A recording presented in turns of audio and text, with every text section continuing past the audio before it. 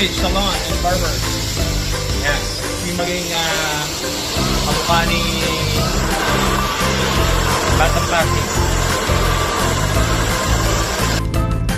Tuloy tayo sa exam. Yung si Evo yun. Eh, naririnig mo kami? Omar Camino pa. Kaya may tuloy ang gawin tayo sa examination. Please. Mag-exam tayo. Ito yung dating examination. Yan. Yung mga magagaling sa madaling araw mag-exam dyan. Lasing ang kalaban. Ilang building na yan? Yan. Ganito kaganda ang Cock House ng Manila Arena. Wow! Presko.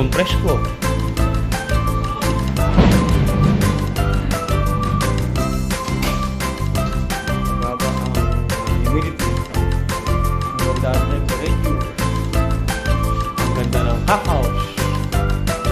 Si Pipe